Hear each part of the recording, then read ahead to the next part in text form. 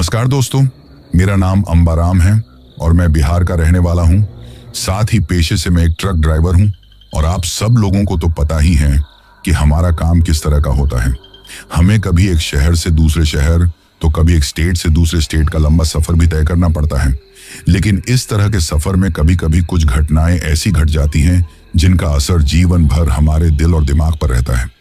और ऐसी ही एक घटना के बारे में आज मैं आप सब लोगों को बताना चाहता हूं, जो कि इतनी ज्यादा डरावनी थी कि उस वक्त जो कुछ भी हुआ था उसे मैं आज तक भी नहीं भुला पाया हूं। आज भी रात के वक्त जब वो घटना मुझे याद आती है तो मैं बहुत ज्यादा घबराने लगता हूं। आज भी रात को अंधेरे में कहीं जाते हुए मुझे डर लगता है और इसीलिए आज भी रात को मैं अपने कमरे की लाइट जलाकर ही सोता हूं। यहां तक कि ट्रक ड्राइविंग का काम भी अब रात की बजाय मैं दिन में ही करता हूं, क्योंकि उस घटना ने मेरे दिल और दिमाग पर इस कदर असर कर दिया है कि अब मैं टीवी में कोई हॉरर सीरियल देखने से पहले डर जाता हूं। अब मैं आपको बताता हूं कि आखिर मेरे साथ ऐसा क्या हुआ था जिसने मेरी सोच को पूरी तरह बदल दिया था। वरना पहले मैं भूत प्रेत के नाम का ही मजाक बनाया करता था, पर आज उनके नाम से ही मुझे घबराहट होने लगती है। अपने साथ जो घटना हुई थी उसके बारे में मैं आप सबको बताना चाहता हूं।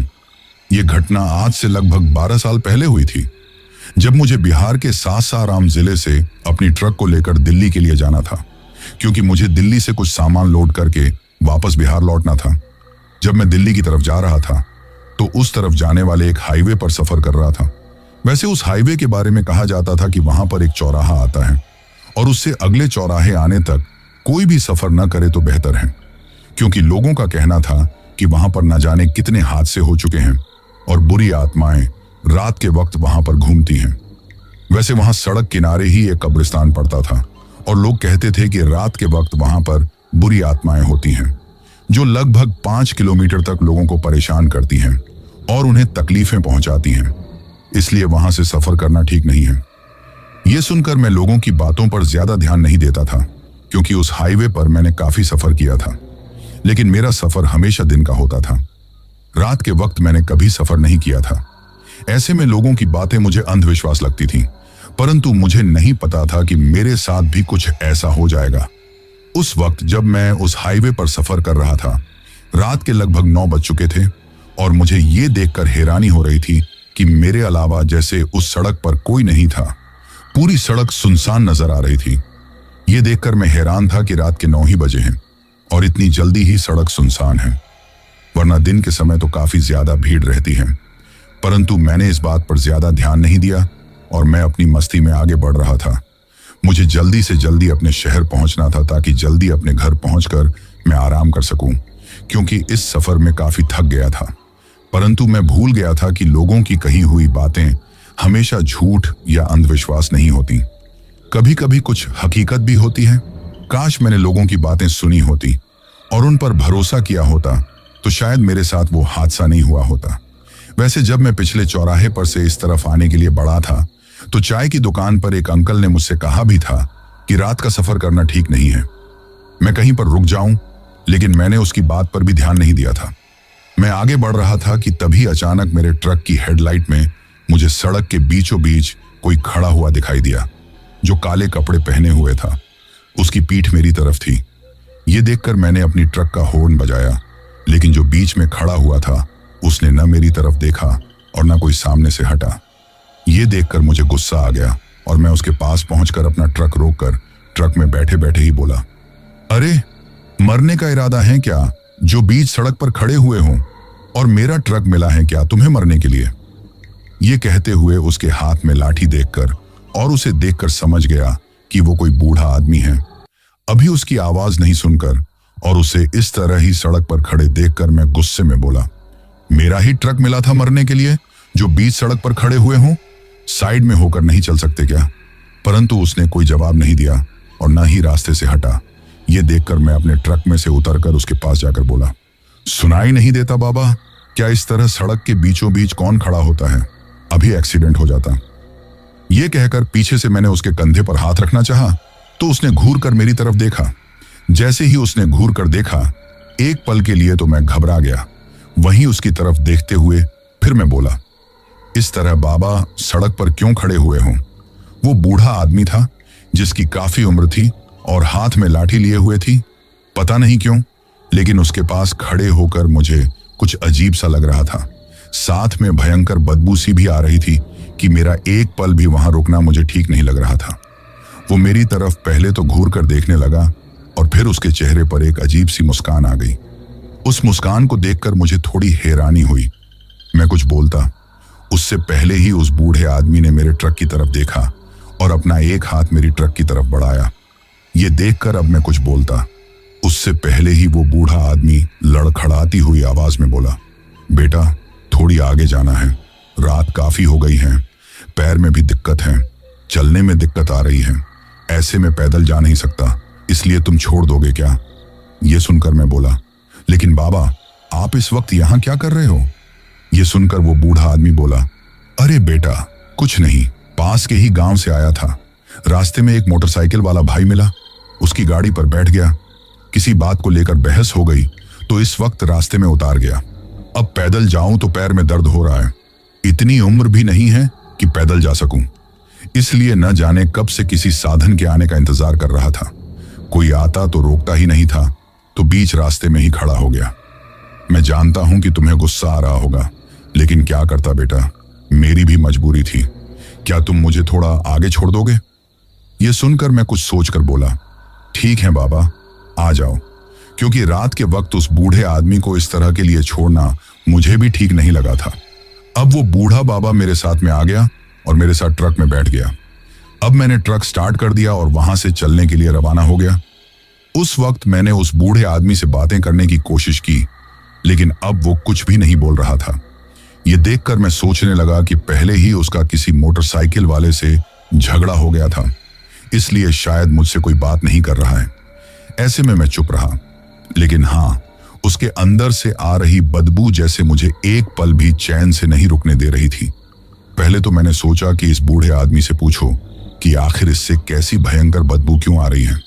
फिर सोचा कि इस तरह पूछना ठीक नहीं होगा, कहीं उसे बुरा लग गया तो, ये सोचकर चुप रहना ही ठीक समझा। फिर उस बूढ़े आदमी से बात करने की कोशिश करते हुए मैंने कहा, बाबा वैसे आप रहते कहाँ हो? परंतु उस बूढ़े आदमी ने मेरी कोई बात का जवाब नहीं दिया, बस सामने देखता रहा। तो मैंने सोचा शायद वैसे कम सुनाई देता होगा, इसलिए ज्यादा कुछ नहीं बोला।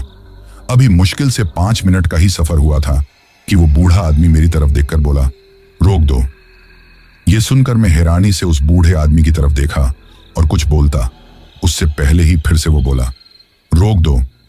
और बिना मेरी तरफ देखे सामने देखते हुए उसने ये कहा, तो उसकी बात सुनकर मैंने चारों तरफ नजर घुमाई। वैसे दिन के वक्त में इस रास्ते से होकर सफर कर चुका था, ऐसे में मुझे पता था कि यहां पर सामने कब्रिस्तान है। ये सोचते हुए मैंने सड़क के पास में ही जो कब्रिस्तान था उस तरफ देखा और रात में ही वो कब्रिस्तान मुझे दिखाई दे गया। तो उस बूढ़े आदमी की तरफ देखकर मैं कुछ बोलता उससे पहले ही उस बूढ़े आदमी ने अजीब तरह से मुस्कुराते हुए मेरी तरफ देखा। तो मैं उसकी तरफ देखते हुए बोला, बाबा यहां उतरकर क्या करोगे? तो वो बोला, मुझे यही जाना है। ये सुनकर मैं कुछ बोलता उससे पहले ही वो बूढ़ा बाबा बड़ी तेजी से मेरे ट्रक में से उतर गया।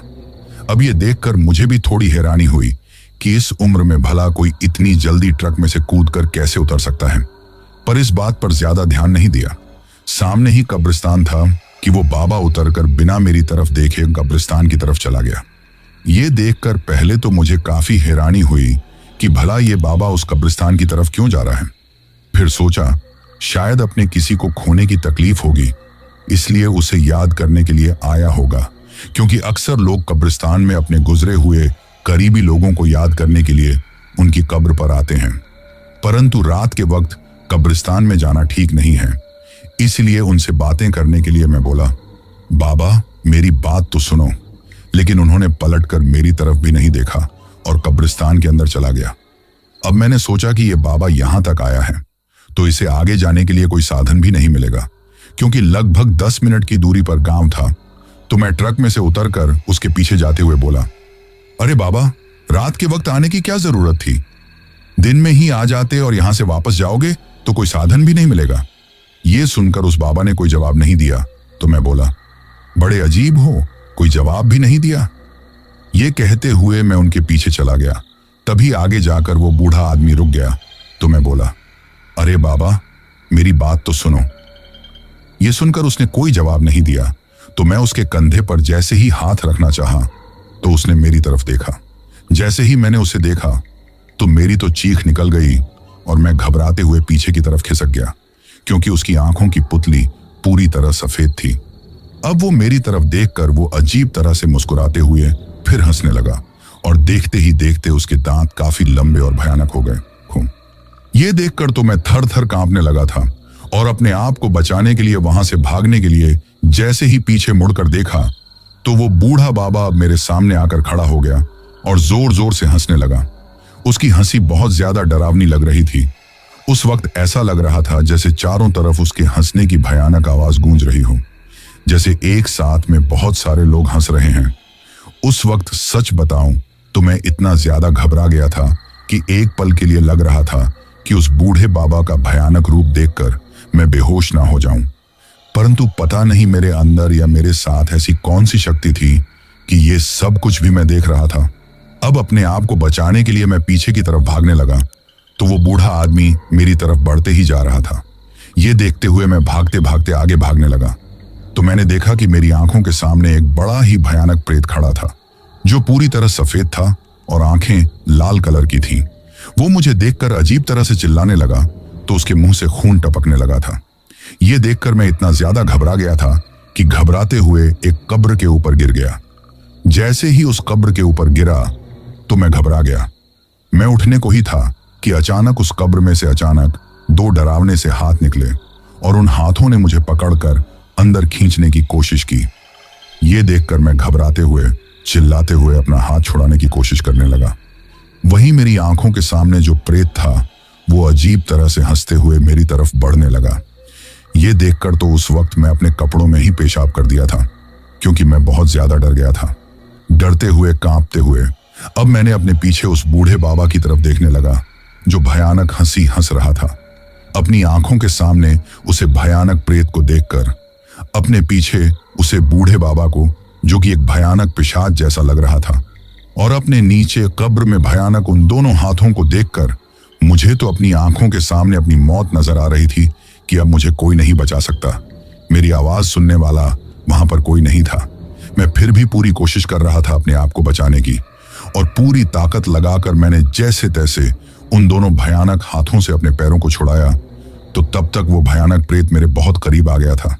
ये देखकर फिर मैं साइड में से भागने लगा तो सामने मुझे एक अजीब सी कब्र नजर आई, जिस पर बहुत सारे अजीब से जानवर थे जो चूहे के आकार के थे। मेरी तरफ अजीब तरह से आवाज करते हुए बढ़ने लगे। ये देखकर थर थर कांपते हुए फिर मैं थोड़ा और आगे भागते हुए गया कि अचानक एक कब्र पर बैठे हुए एक लड़का रो रहा था। वो फुट फुट कर रोए जा रहा था। उस लड़के को देखकर ये तो समझ गया था कि ये भी उनकी ही तरह कोई भूत प्रेत है। अब मेरी हिम्मत नहीं हो रही थी अब उस प्रेत की कब्र के सामने से भागने की। तभी उस लड़के ने मेरी तरफ देखा तो देखते ही देखते उसका चेहरा पूरी तरह बदल गया। अब वो अजीब तरह से मुस्कुराने लगा। उसका पूरा चेहरा कटा फटा सा काला और सफेद था। ये देखकर मैं डरते हुए कुछ करता उससे पहले ही उसने अपनी मुंडी चारों तरफ घुमाई और देखते ही देखते एक मशीन की तरह उसकी मुंडी बड़ी ही तेज रफ्तार में घूम गई और अजीब तरीके से आवाज करने लगी। ये देखकर मैं घबरा गया। अब मैं उस कब्रिस्तान से बाहर निकलना चाहता था, लेकिन कैसे निकलूं, क्योंकि जिस तरफ रास्ता था वहां पर तो वो बूढ़ा आदमी खड़ा हुआ था। मैं बहुत ज्यादा डर गया था, लेकिन फिर भी शायद बाहर निकलने का कोई और रास्ता हो। ऐसे में इधर उधर भागते जा रहा था। जिधर भी जाता उधर ही कोई ना कोई भूत प्रेत मेरे सामने आ जाता। भागते हुए इतना थक गया था कि मेरी सांसें उखड़ने लगी थी। एक तो पहले ही थका हुआ सफर करके आया था और अब ये सब कुछ दिलो दिमाग में तो कुछ पल के लिए जैसे काम करना ही छोड़ दिया था। तभी मैं भागने लगा तो अचानक वो बूढ़ा आदमी मेरी आंखों के सामने आ गया और बोला, यही ठिकाना है बेटा मेरा, तुम यहीं आ गए हो तो यहीं पर रह जाओ ना, एक दिन तो सबको यहीं आना है। उस वक्त उसकी आवाज काफी भयानक और डरावनी लग रही थी। ये कहते हुए वो मेरी तरफ बढ़ने लगा तो अब मेरे होश उड़ गए, क्योंकि वो अपने पैरों से नहीं चल रहा था, एक मशीन की तरह आगे चलते आ रहा था। फिर देखते ही देखते उसने मेरी तरफ अपना हाथ बढ़ाया और उसका हाथ काफी लंबा हो गया। उस वक्त उसके हाथों के नाखून काफी डरावने थे और उंगलियों से भी खून टपक रहा था। ये देखकर मैं घबरा गया। तभी वो बूढ़ा आदमी मेरा गला पकड़ने को हुआ तो हड़बड़ी में भागते टाइम में पीछे की तरफ गिर गया। अब घबराते हुए मैं उठने को हुआ था कि तभी अचानक मेरा पैर किसी ने पकड़ लिया। अब मैं घबराते हुए अपने पैर की तरफ देखा तो एक बड़ी अजीब सी औरत थी जो पूरी तरह से काली थी। उसके लंबे दांत थे और बड़ी ही डरावनी थी। वो अजीब तरह से मुस्कुराते हुए हंसने लगी और बोली, यहीं पर रह जाओ ना हमारे साथ। ये सुनकर मैं और ज्यादा डर गया। अब मैं अपने पैर को छुड़ाने के लिए चिल्लाने लगा, लेकिन जैसे वो मेरे पैर को छोड़ने के लिए तैयार ही नहीं थी। बड़ी मुश्किल से मैंने अपने पैर को छुड़ाया और अब तो मैं बहुत ज्यादा घबरा गया था। सोचने समझने की शक्ति ही खत्म हो गई थी। दिल की धड़कन बढ़ गई थी। मैं भागने लगा तो चारों तरफ मुझे अजीब अजीब से रोने की आवाज सुनाई देने लगी। तभी अचानक एक कब्र के पास में पहुंचा तो अचानक एक तूफान सा आया। पल भर में ही एक धमाका सा हुआ कि मेरी आंखें बंद हो गईं। जब घबराते हुए मैं आंखें खोलकर देखा तो वो कब्र खुली हुई थी और उसके अंदर एक लाश थी। ये देखकर मैं घबराते हुए वहां से भागने लगा कि तभी उस लाश के ऊपर जो कफन था ना अपने आप ही हट गया। वही उस लाश का चेहरा देखकर हर कोई डर जाए। इतना भयानक था, ऐसा लग रहा था जैसे उसका पूरा चेहरा सड़ गया हो। तभी उस लाश ने अचानक अपनी आंखें खोली तो मेरे मुंह से चीख निकल गई। मैं थर थर कांपने लगा। उस लाश की आंखें बहुत ज्यादा भयानक और डरावनी थी। तभी वो लाश मुझे देखकर तेज तेज हंसने लगी और उसी तरह लेटे लेटे ही ऊपर हवा में उड़ने लगी। फिर उसने घूर कर मेरी तरफ देखा और मेरे सामने आकर खड़ा हो गई। अपनी जान बचाने के लिए मैं फिर से भागने लगा था। मेरी दिल की धड़कन बढ़ी हुई थी। उस वक्त मुझ पर क्या गुजर रही थी, मुझसे बेहतर भला कौन समझ सकता था। तभी चारों तरफ से मुझे बहुत सारी आत्माओं ने घेर लिया। मैंने देखा कि पूरे कब्रिस्तान में जैसे अब आत्मा ही आत्मा दिखाई दे रही थी। कोई अपने कब्र पर बैठकर रो रहा था तो कोई अजीब सी आवाज निकाल रहा था। किसी के हाथ कब्र में से दिखाई दे रहे थे। वही कोई अजीब तरीके से अपनी मुंडी घुमाते हुए हंस रहा था। ये देखकर अब तो मुझे अपनी आंखों के सामने अपनी मौत नजर आने लगी थी। मैंने सोच लिया था कि ये आत्माएं अब मुझे जिंदा नहीं छोड़ेगी। अपने आप को बचाने के लिए क्या करूं, कुछ भी समझ में नहीं आ रहा था। मैं वहां से भागने ही लगा, पर चारों तरफ वही आत्माएं दिखाई देने लगी। अब मैं एक कब्र के सामने खड़ा हुआ था और वही बेहोश होकर गिरने ही वाला था कि किसी के मजबूत हाथों ने मुझे थाम लिया। तो घबराते हुए उस तरफ मैंने देखा कि एक औरत थी जो बिल्कुल सफेद कपड़े पहने हुए थे। वो बूढ़ी औरत थी, लेकिन उसके चेहरे पर दिव्य तेज था। एक कब्र पर खड़ी हुई थी। सामने देखा तो उसकी कब्र पर ताजे फूल रखे हुए थे।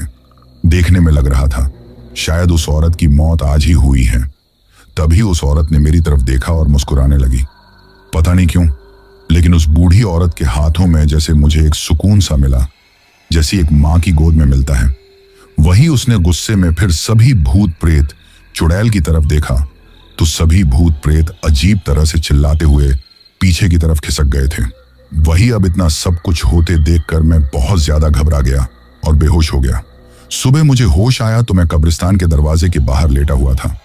वहीं कुछ रास्ते आने जाने वाले लोग मेरी तरफ अजीब तरह से देख रहे थे और एक मोटरसाइकिल पर जाने वाला बूढ़ा आदमी और उसके साथ में एक अधेड़ उम्र का आदमी मेरे पास में खड़े मुझे होश में लाने की कोशिश कर रहे थे।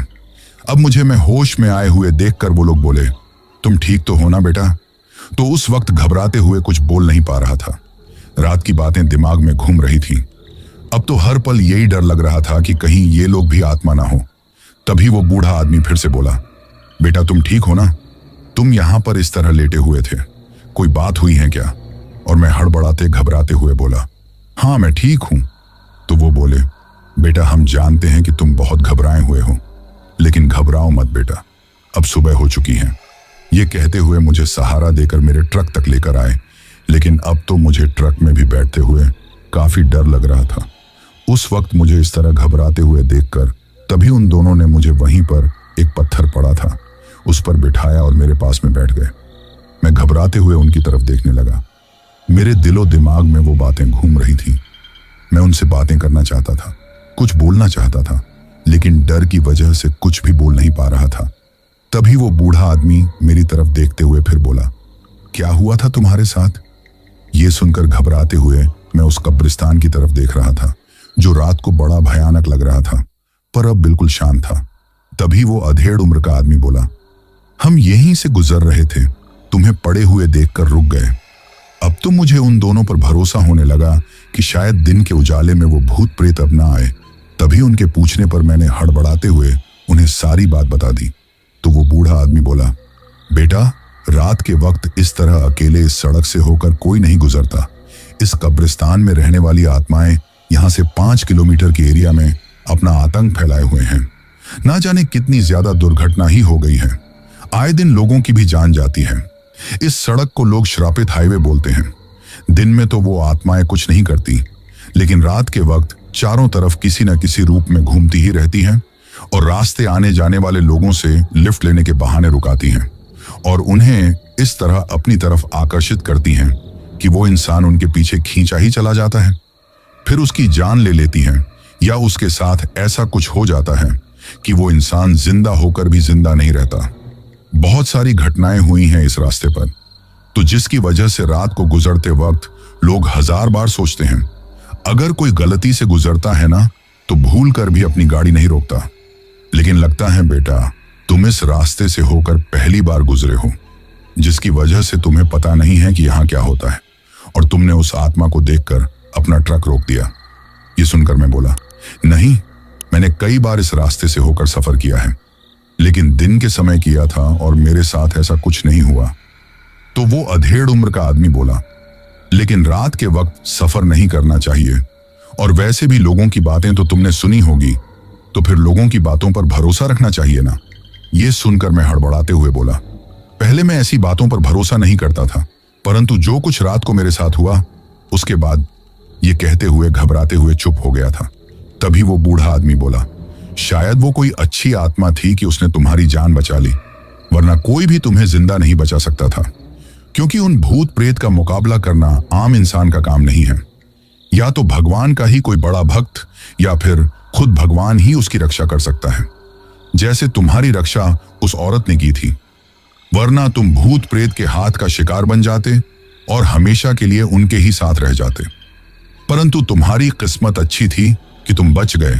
पर याद रखना, आज के बाद कभी भी रात के वक्त होकर इस रास्ते से मत गुजरना बेटा, वरना कुछ भी हो सकता है, क्योंकि किस्मत हम हमेशा अच्छी नहीं होती। ये कहते हुए वे लोग मुझसे बातें करने लगे, परंतु मैं बहुत ज्यादा घबरा रहा था, जिसकी वजह से उनकी बातों का हाना में जवाब दे रहा था। साथ में ही रात की एक एक बात मुझे याद आ रही थी। अब उन दोनों ने ही मुझे ट्रक में बिठाया, तो फिर हिम्मत करके अब मैंने घबरा कर अपनी ट्रक को स्टार्ट किया, परंतु हर पल यही डर लग रहा था कि कहीं पास में आकर वो बूढ़ा आदमी फिर ना बैठ जाए। रात की बातें भी मुझे बहुत डरा रही थी। मैं पहले कभी इन बातों से नहीं डरता था, लेकिन आज जो कुछ मेरे साथ हुआ था उसकी वजह से दिन के उजाले में भी मुझे डर लग रहा था। मैं अपने ट्रक को तेज रफ्तार में दौड़ता जा रहा था, जिससे जल्दी से जल्दी अपने शहर पहुंच जाऊं, परंतु जैसे एक एक पल गुजारना भी अब मेरे लिए मुश्किल हो रहा था। फिर जैसे ही मैं अपने शहर के नजदीक पहुंचने वाला था, तो तभी मैंने घबराते हुए अपने पास जो कीपैड का मोबाइल था उसे निकाला, जो मैं ट्रक में ही भूल गया था, और अपने एक दोस्त के पास कॉल करके कहा कि मेरी तबीयत ठीक नहीं है, वो ट्रक को लेने आ जाए। मेरी बात सुनकर उसने भी आने के लिए बोल दिया था। वो भी मेरी ही तरह ट्रक चलाया करता था और हम दोनों एक ही साथ काम करते थे। वही जैसे ही मैं जिस शहर में मुझे जाना था वहां पर प्रवेश किया, तो चौराहे पर ही मुझे मेरा दोस्त मिल गया। मुझे परेशान और घबराए देखकर उसने पूछा कि क्या हुआ, परंतु अब मुझ में इतनी हिम्मत नहीं थी कि रात को जो कुछ भयानक मेरे साथ हुआ था उसके बारे में कुछ बता सकूं। मैं अपना ट्रक ये कहते हुए उसे दे दिया कि मेरी तबीयत अभी ठीक नहीं है, मुझे घर जाना है। तब उसने मेरे ट्रक को लिया और मैं उसकी मोटरसाइकिल को लेकर घर जाने के लिए रवाना हो गया। उस वक्त मैं कांपते जा रहा था। हर पल यही डर लग रहा था कि कहीं घबराते हुए मेरा एक्सीडेंट ना हो जाए। जैसे तैसे मैं घर आया तो घबराते हुए घर का दरवाजा खटखटाया। अब मेरी पत्नी ने दरवाजा खोला तो बिना कुछ बोले ही मैं घर के अंदर आ गया। तभी घर में सामने ही मेरी 8 साल की बेटी बैठी हुई थी। मुझे देखकर बोली, आ गए पापा आप? पर मुझे घबराए देखकर परेशान होकर बोली, क्या हुआ पापा, आप ठीक तो है ना? तो मैं बोला, हाँ, मेरी तबीयत थोड़ी ठीक नहीं है। ये कहते हुए मैं कमरे में आया। उस वक्त मेरे कपड़े मिट्टी से खराब थे, तो मेरी पत्नी मेरे पास आकर बोली, कोई ना कोई बात तो है, बताओ क्या बात है, कुछ हुआ है क्या? आप कुछ परेशान भी लग रहे हैं। परंतु मैं उसे कुछ न बता पाया और बोला, कुछ नहीं, सब ठीक है, बस मेरी तबीयत थोड़ी खराब है, थक गया हूं। यह कहकर मैं बाथरूम में चला गया। अब तो मुझे एक पल भी अकेले रहते हुए डर लग रहा था। जैसे तैसे मैंने नहाया और कपड़े बदलकर बाहर आया। तब तक मेरी पत्नी मेरे लिए खाना लेकर आ गई थी, क्योंकि सुबह से सफर करते हुए शाम होने को आई थी और उन्हें पता था कि अब मुझे खाना खाकर आराम करना है। मैं जैसे तैसे थोड़ा बहुत खाना खाया और सोने के लिए लेट गया। उस वक्त मेरी पत्नी वापस चली गई थी। वो रसोई का काम कर रही थी। बाहर मेरा बेटा और बेटी दोनों टीवी देख रहे थे। वे दोनों भी मेरे पास आए थे, परंतु मुझे सोए हुए देखकर वापस लौट गए थे। पर सच बताऊं तो मैं आंखें बंद करके लेटा हुआ था। घबराहट की वजह से नींद भी नहीं आ रही थी। जब मेरी पत्नी और मेरे बच्चे वापस चले गए तो मैंने आंखें खोलकर घबराते हुए चारों तरफ देखा। मन कर रहा था कि अपने बच्चे और अपनी पत्नी को जाकर सारी बात बता दो और उनके साथ ही रहूं, लेकिन सोच रहा था कि उन्हें कुछ बताऊंगा तो वे लोग भी घबरा जाएंगे, इसलिए किसी को कुछ नहीं बताया। वही रसोई का सारा काम खत्म करके मेरी पत्नी भी आई। मुझे करवट बदलकर सोए देखकर वो भी मेरे पास में ही सो गई और कुछ ही देर में उसे नींद आ गई। मैंने उसकी तरफ देखा। मैं सोचने लगा कि अगर मुझे कुछ हो जाता तो मेरे परिवार का क्या होता। ये सोचते हुए मुझे बहुत ज्यादा घबराहट हो रही थी। देर रात मुझे नींद आ गई थी।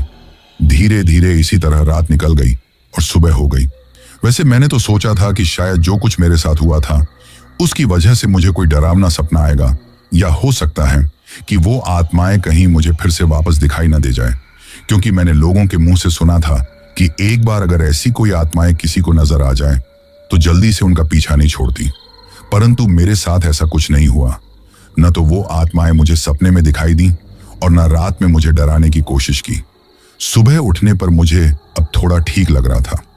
वही दोस्त जो कल ट्रक लेकर गया था आ गया और पूछा कि मेरी तबीयत कैसी है। तो मैंने बोल दिया, अब ठीक हूं। अब मैंने किसी को कुछ बताना ठीक नहीं समझा, क्योंकि अपने परिवार को बताकर परेशान नहीं करना चाहता था, और अगर अपने दोस्त को या किसी को बताता तो शायद वो लोग मेरी बात पर यकीन नहीं करते।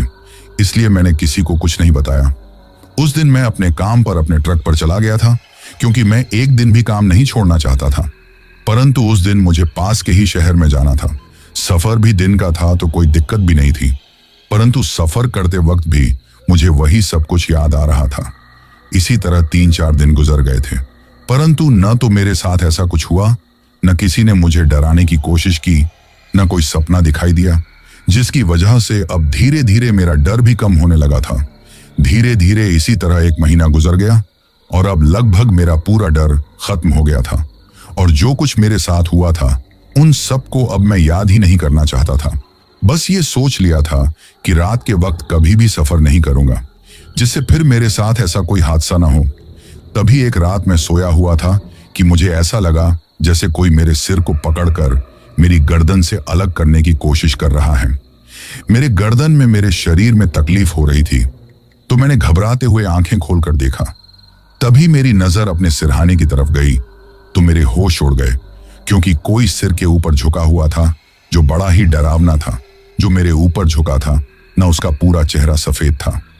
मैंने जब आंखें खोलकर उसकी तरफ देखा, न उसके चेहरे पर एक अजीब सी भयानक मुस्कान आ गई। तभी मेरी नजर उसके होंठों पर गई कि उसके मुंह से खून मेरे चेहरे पर टपक रहा था और वो भयानक रूप से हंसने लगा। अपनी आंखों के सामने उस भयानक साए को देखकर मेरी तो दिल की धड़कन ही बढ़ गई थी। मैं कुछ समझ पाता उससे पहले ही उस साए ने उस बूढ़े आदमी का रूप ले लिया। ये देखकर तो मेरे होश उड़ गए। मैं बहुत ज्यादा घबरा गया था, इतना ज्यादा कि मेरे गले से भी आवाज नहीं निकल रही थी। तभी उस बूढ़े आदमी ने मेरी तरफ हाथ बढ़ाया तो मैं वहां से उठकर भागने की कोशिश करने लगा, लेकिन मेरे हाथ पैर जकड़ गए थे। तभी उस बूढ़े आदमी ने अजीब तरह से मुस्कुराते हुए मेरी तरफ देखा और अपने हाथों से उसने मेरा सिर पकड़कर मेरी गर्दन से मेरा सिर अलग करने की कोशिश की। तो मैं दर्द से छटपटाने लगा, अपने हाथ पैर पीटने लगा था, चिल्लाना चाहता था, जैसे मेरी आवाज गले में अटक गई थी। तभी किसी ने जैसे मेरा गला जोर से दबा दिया था, जिसकी वजह से मैं चाहते हुए चिल्ला भी नहीं पा रहा था। मेरा गला दबाने की वजह से मेरी सांसें भी उखड़ने लगी थी। अब तो मैं बहुत ज्यादा डर गया था कि क्या करूं, कुछ समझ में नहीं आ रहा था, कैसे बचाऊं अपने आप को।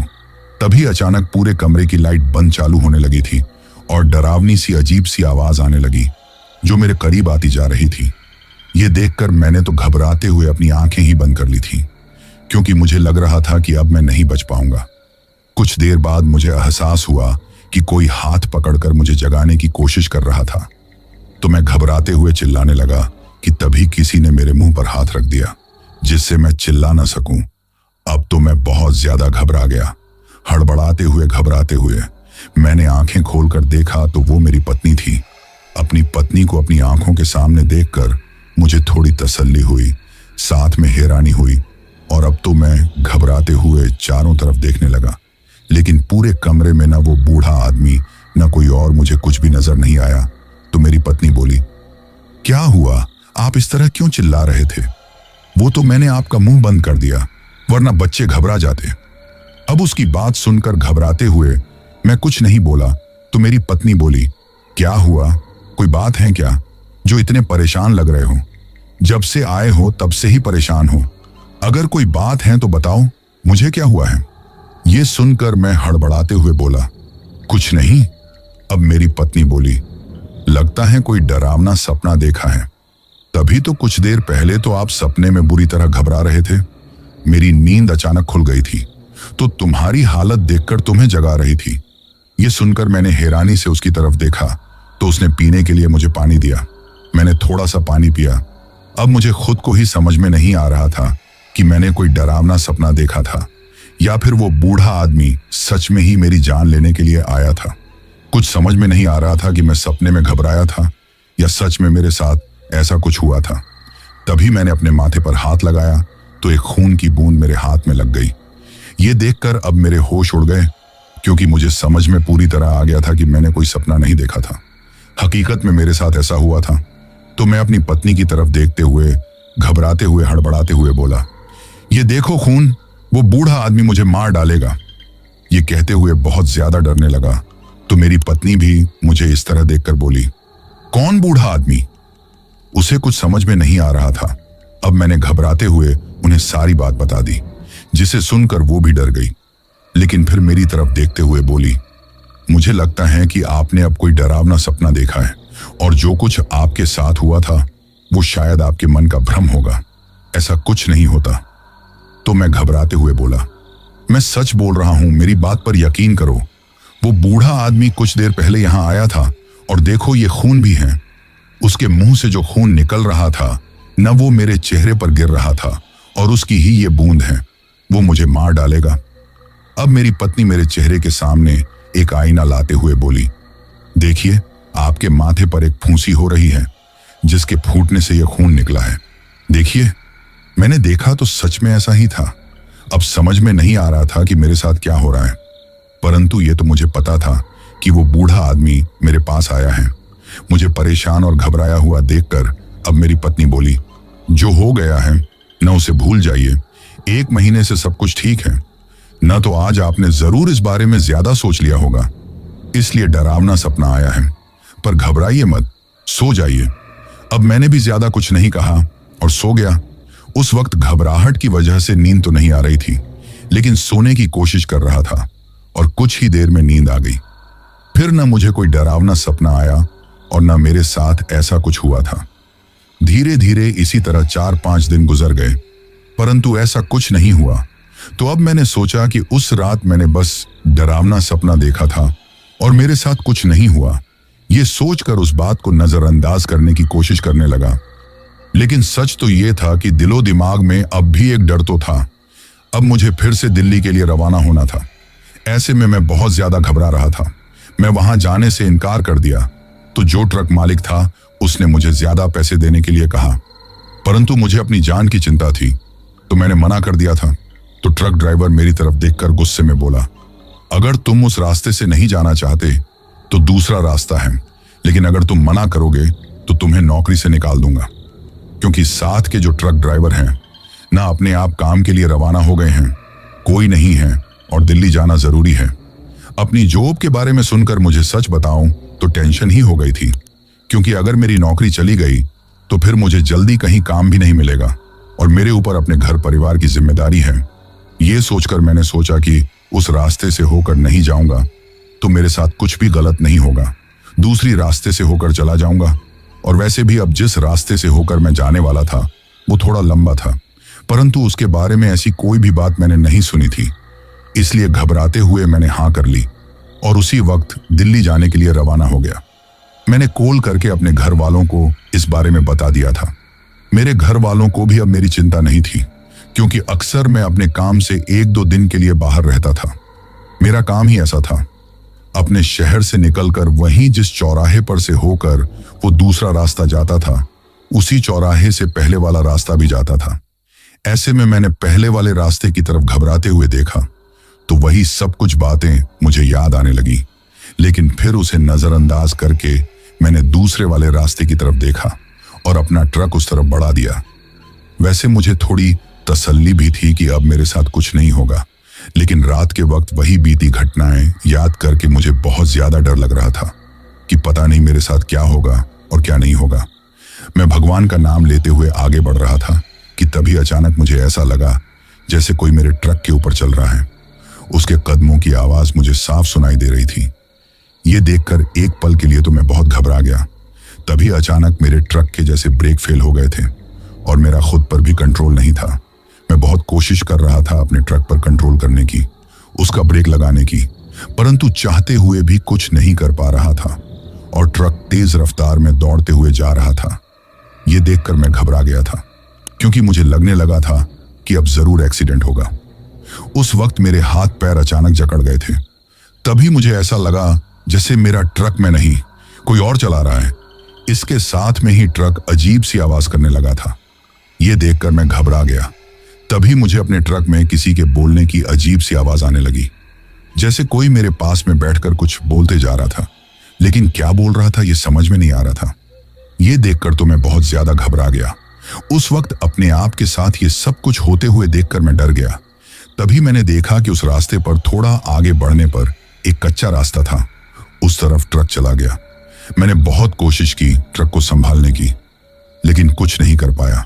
अब मुझे कुछ भी ठीक नहीं लगा, तो अपने आप को बचाने के लिए मैं ट्रक से बाहर की तरफ देखते हुए चिल्लाने लगा कि शायद कोई मेरी मदद कर दे, मेरी जान बचा ले। लेकिन ना तो मुझे कोई दिखाई दे रहा था और ना मेरी कोई आवाज सुन रहा था। उस कच्चे रास्ते पर ट्रक इस तरह भागते हुए जा रहा था कि कहीं पलट ना जाए, जिसकी वजह से मेरी तो दिल की धड़कन बढ़ी हुई थी। चारों तरफ अंधेरा ही अंधेरा दिखाई दे रहा था। तभी मैंने देखा कि अचानक ट्रक किसी चीज से टकरा गया और वो पलटने ही वाला था। ये देखकर घबराते हुए मेरी आंखें बंद हो गईं। लेकिन जब ऐसा कुछ नहीं हुआ तो घबराते हुए जब मैंने आंखें खोली तो देखा कि ट्रक बंद था। अब ट्रक में एक सन्नाटा सा छाया हुआ था। मैंने बाहर की तरफ देखा तो अंधेरा ही अंधेरा नजर आ रहा था। ये देखकर कुछ समझ में नहीं आ रहा था कि क्या करूं। दिल की धड़कन तो बढ़ी हुई थी। घबराते हुए चारों तरफ देखने लगा। अब जब थोड़ा होश आया तो हिम्मत करके मैंने फिर से ट्रक को स्टार्ट करने की कोशिश की तो स्टार्ट नहीं हो रहा था। अब घबराते हुए समझ में नहीं आ रहा था कि इस सुनसान और अंधेरी जगह में कहां जाऊं। मुझे तो यह भी नहीं पता था कि मैं इस वक्त कहां हूं। तभी मैंने अपना फोन निकालकर कॉल करने की कोशिश की, लेकिन किसी को भी कॉल नहीं लग रहा था। फोन में नेटवर्क ही नहीं आ रहा था। यह देखकर तो मैं और परेशान हो गया कि तभी मेरी नजर सामने की तरफ गई और तभी मुझे कुछ ऐसा नजर आया कि उसे देखकर मेरी आंखें फटी के फटे ही रह गईं, क्योंकि मेरे ट्रक के सामने एक कब्र बनी हुई थी। अब चारों तरफ नजर घुमाकर देखा तो कोई भी नहीं था, पर वो कब्र साफ दिखाई दे रही थी। ये देखकर मैं बहुत ज्यादा घबरा गया।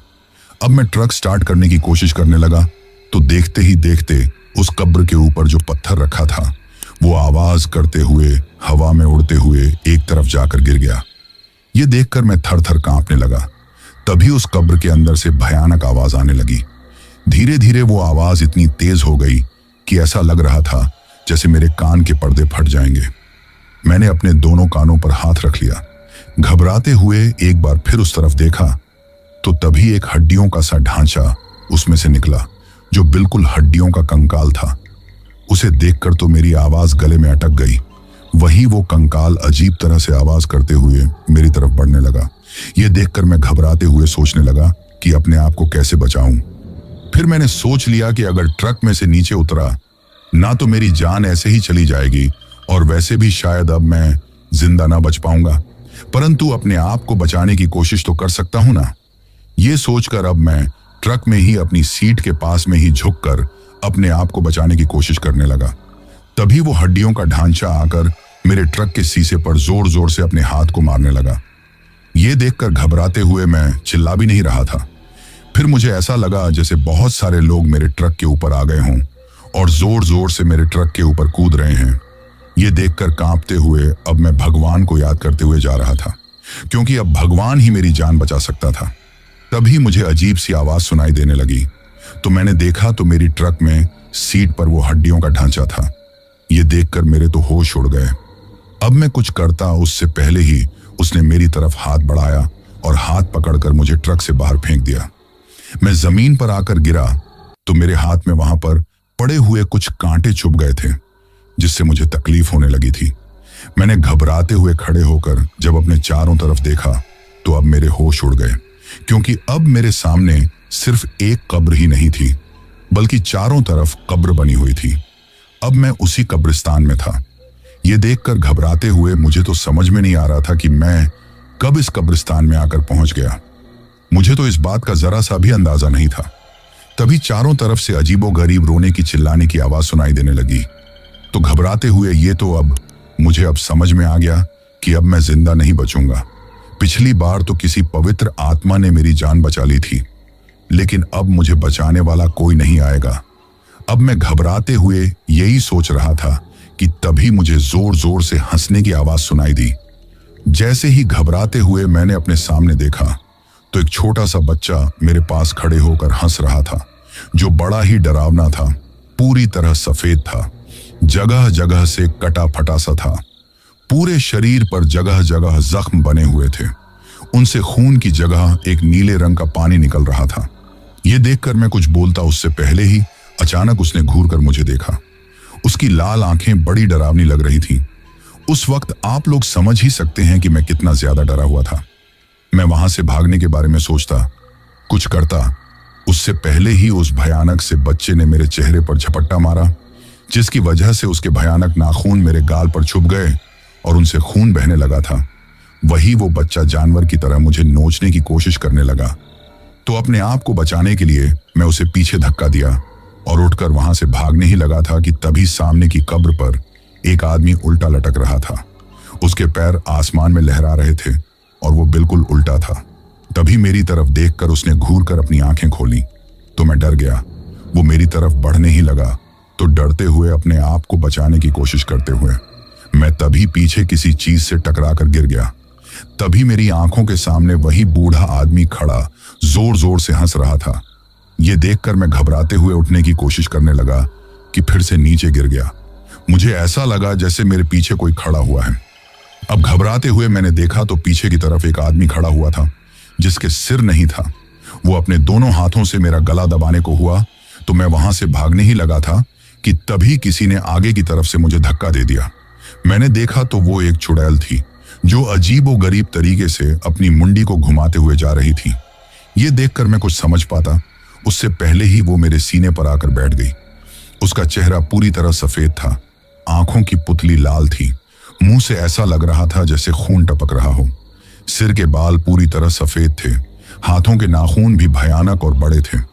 जैसे ही वो मेरी तरफ देखकर मुस्कुराने लगी तो धीरे धीरे उसके दांत भी काफी ज्यादा बड़े हो गए। ऐसा लग रहा था जैसे वो मेरे खून की प्यासी हैं और मेरा खून अभी पी जाएगी। तभी जैसे ही वो मेरा खून पीने की कोशिश करने लगी तो हिम्मत करके घबराते हुए मैंने उसे जोर से धक्का मारा। शायद उस वक्त न जाने भगवान की कौन सी शक्ति ने मेरा साथ दिया था कि वो चुड़ैल एक तरफ गिर गई।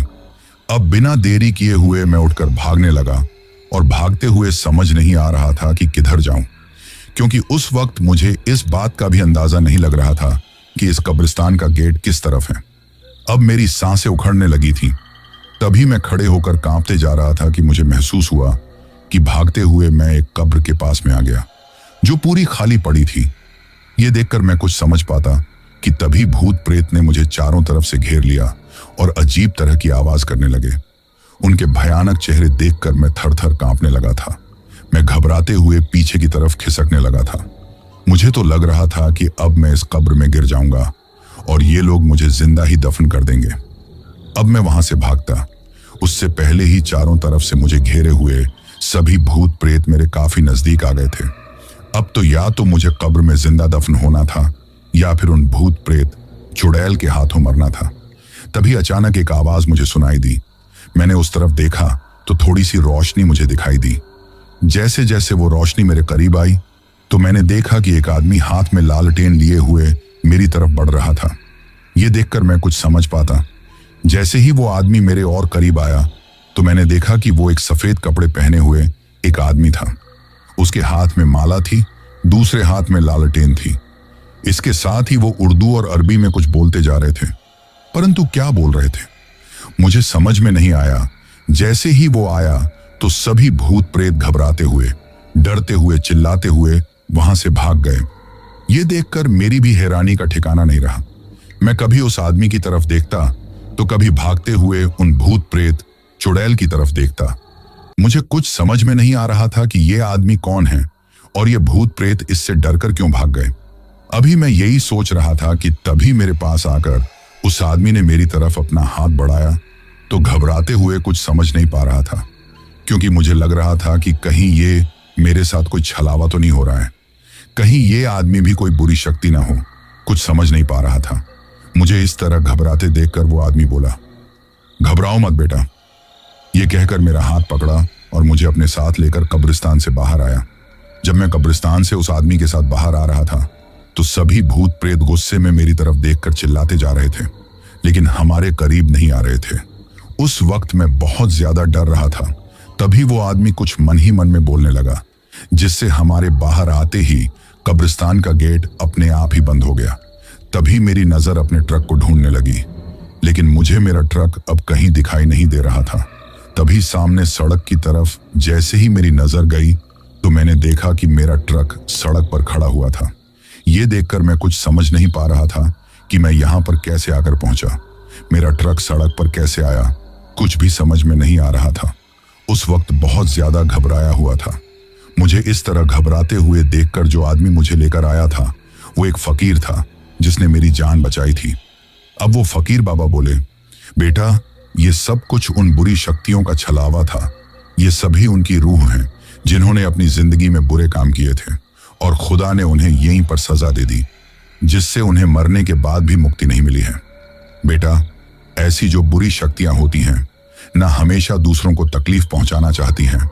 उनकी नजर तुम पर थी, इसलिए तुम्हें इतनी तकलीफ दे रही थी, क्योंकि अपनी तरह ये सभी तुम्हें अपने साथ रखना चाहती थी। ये कहते हुए वो फकीर मुझे उन सब के बारे में बताने लगा। तभी हिम्मत करके मैं हाथ बढ़ाते हुए बोला, आप कौन हैं बाबा जो अपने यहां आकर इस वक्त मेरी जान बचाई है? वरना मैंने तो जीने की उम्मीद ही छोड़ दी थी, परंतु आपने मुझे एक नई जिंदगी दी है। सच कहा है किसी ने कि जिंदगी लेने वाले से जिंदगी देने वाला महान होता है। पिछली बार एक पुण्य आत्मा ने मेरी जान बचाई थी और इस बार आपने। मैं हैरानी से उनकी तरफ देखते हुए बोला तो मेरी बात सुनकर मुस्कुराते हुए उन्होंने कहा, मैं तो एक खुदा का बंदा हूं। आए दिन ऐसे हादसों से बहुत ज्यादा परेशान हो गया था। बहुत तकलीफ होती थी जब सुनता था कि कैसे आए दिन लोगों की जान जा रही थी, और ऐसे में इसी कब्रिस्तान को चारों तरफ से तंत्र मंत्र से बांधने के लिए आया था, ताकि फिर कोई रास्ते से आने जाने वाला इंसान बुरी शक्तियों का शिकार न बने। मैं लगभग 1.25 महीने से इस कब्रिस्तान को चारों तरफ से बांधने की कोशिश कर रहा था, और ऐसे में इस कब्रिस्तान को बांधने की आज की रात, सिर्फ आज की रात बाकी है। उसके बाद ये बुरी शक्तियां फिर कभी किसी को परेशान नहीं करेंगी। ये सुनकर मैं घबराते हुए कुछ बोल नहीं पाया। तभी वो फकीर बाबा मेरी तरफ देखते हुए बोले, घबराओ मत बेटा, जाओ और डरने की कोई जरूरत नहीं है। आज के बाद ये बुरी शक्तियां कभी तुम्हें परेशान नहीं करेंगी। अब उस फकीर बाबा की तरफ देखते हुए हाथ जोड़कर बोला, आपका ये एहसान मैं कभी नहीं भूल पाऊंगा बाबा। जैसे ही मैंने ये बोला तो वो फकीर बाबा मुस्कुराते हुए बोले, जिंदगी देने वाला और लेने वाला तो खुदा है, हम तो उसके बनाए हुए मामूली से इंसान हैं। तुम्हारी हिफाजत खुदा ने की है, तभी तो 2 बार मौत तुम्हारी बहुत करीब आकर भी वापस लौट गई। जब तक खुदा नहीं चाहेगा कोई तुम्हारा कुछ नहीं कर पाएगा, इसलिए घबराओ मत। वैसे अब तुम जाओ, मुझे कब्रिस्तान को पूरी तरह बांधने का काम करना है। यह सुनकर घबराते हुए मैं बोला, जी। फिर मैं घबराते हुए अपनी ट्रक की तरफ आया और ट्रक में बैठ गया। उस फकीर बाबा का चेहरा मुझे दूर से ही दिखाई दे रहा था। उसके दिव्य चेहरे और उसकी मुस्कान को देखकर एक सुकून सा मिल रहा था। मैंने वहां से आने के लिए घबराते हुए अपना ट्रक स्टार्ट किया तो ट्रक स्टार्ट हो गया, परंतु इस बार दिल्ली जाने की बजाय मैंने वापस अपने घर जाने के बारे में सोच लिया, क्योंकि उस वक्त मैं बहुत ज्यादा डर गया था और घबराते हुए वापस लौट आया। मेरे मालिक ने मुझे देखा तो मुझे काफी ज्यादा सुनाने लगे। अब मैंने नौकरी छोड़ने के बारे में सोच लिया था, क्योंकि मुझे अपनी जिंदगी प्यारी थी, अपना परिवार प्यारा था और मुझे पता था कि किस्मत हमेशा मेहरबान नहीं होती। ऐसे में सोच लिया था, अगर मालिक इस नौकरी से निकाल देंगे तो कोई दूसरी नौकरी ढूंढ लूंगा, लेकिन रात के वक्त कभी भी उस तरफ नहीं जाऊंगा। वैसे मालिक ने मुझे नौकरी से निकालने के बारे में बोला था, परंतु कुछ सोचकर फिर मालिक ने मुझे नौकरी से नहीं निकाला, क्योंकि मैंने हमेशा अपना काम ईमानदारी से किया था, जिसकी वजह से मालिक ने मुझे माफ कर दिया और शायद मेरी भी तकलीफ को समझने की कोशिश की, क्योंकि उस रास्ते के बारे में पहले भी कई सारे लोगों ने मालिक को बताया था। फिर मैं अपने घर पर आ गया। मुझे वापस आए देखकर और मुझे परेशान देखकर मेरे घर वाले भी हैरान और परेशान हो गए। अब मेरी पत्नी बोली, कोई ना कोई बात तो है जो आप मुझसे काफी लंबे समय से छुपा रहे हैं, बताइए मुझे क्या बात है। अब मैं भी ज्यादा कुछ नहीं छुपा सकता था। सोचा कि बता देने से मन हल्का हो जाएगा, और वैसे भी अब तो फकीर बाबा ने जैसा बोला है, ऐसे में वे आत्माएं मेरा पीछा कभी नहीं करेंगी, इसलिए बताना ही ठीक होगा, ताकि जो मेरे साथ हुआ है फिर कभी मेरी पत्नी या मेरे बच्चों के साथ ना हो।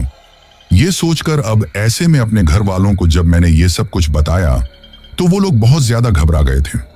उनके लिए यकीन करना भी थोड़ा मुश्किल था कि ऐसा कुछ भी हो सकता है, लेकिन मेरी हालत देखकर ना चाहते हुए भी उन्होंने यकीन कर लिया। वे लोग भगवान के साथ साथ फकीर बाबा और उस पवित्र आत्मा का मन ही मन में धन्यवाद कर रहे थे, जिन्होंने मेरी जान बचाई थी। वैसे मेरे आज तक समझ में नहीं आया कि वो फकीर बाबा सच में ही उस कब्रिस्तान को बांधने के लिए वहां आए थे, या फिर वो कोई दिव्य शक्ति थी जिसने मुझे उन आत्माओं से बचाकर मेरी मदद की थी। मुझे नहीं पता, परंतु उसके बाद मैंने कभी भी किसी भी सफर को रात के वक्त नहीं किया। मुझे तो अब तक लग रहा था कि मैं अपनी ये सच्ची घटना जब अपने दोस्तों को, जो ट्रक ड्राइवर का काम करते हैं, उन्हें बताऊंगा तो उनके लिए यकीन करना मुश्किल होगा। लेकिन जब मैंने ये सारी बातें अपने दोस्तों को बताई तो वे लोग काफी ज्यादा घबरा गए और उन्हें तुरंत यकीन भी हो गया, क्योंकि किसी न किसी के साथ छोटी मोटी घटनाएं तो हुई थी। उन लोगों ने भी सोच लिया था कि वे लोग उस रास्ते से कभी रात के वक्त सफर नहीं करेंगे, जिससे उनके साथ भी वही सब कुछ हो जो मेरे साथ हुआ था। लेकिन हाँ, मैंने अपने कुछ ट्रक ड्राइवर दोस्तों से सुना कि वे लोग इमरजेंसी में रात के वक्त उस रास्ते से होकर गुजरे थे, लेकिन उनके साथ कुछ नहीं हुआ। शायद उस फकीर बाबा ने हमेशा के लिए सारी आत्माओं को उसी कब्रिस्तान में कैद कर दिया था। चाहे जो हो, लेकिन मेरे साथ जो हादसा हुआ था, जिसमें मैंने अपनी मौत अपनी आंखों के सामने बहुत करीब से देखी थी, उन सबको मैं कभी भुला नहीं पाया। आज भी जब उस बारे में सोचता हूं तो बहुत ज्यादा घबराने लगता हूं और अपने परिवार को देखकर सोचने पर मजबूर हो जाता हूं कि अगर मेरे साथ कुछ हो जाता तो मेरे परिवार का क्या होता। मैंने आप लोगों को अपनी ये सच्ची घटना इसलिए बताई है कि काफी बार कुछ रास्तों के बारे में हम सुनते हैं कि वहां से गुजरना हमारे लिए खतरे से खाली नहीं है, लेकिन हम लापरवाही कर जाते हैं और वहां से गुजरने की गलती कर बैठते हैं, जिसकी सजा हमें कभी अपनी जान देकर चुकानी पड़ती है, तो कभी हमारे साथ ऐसा कुछ हो जाता है कि जीवन भर हम उस डर के साए में जीते रहते हैं। तो दोस्तों, ये थी हमारी आज की कहानी। कहानी आपको कैसी लगी ये आप मुझे कमेंट बॉक्स में कमेंट करके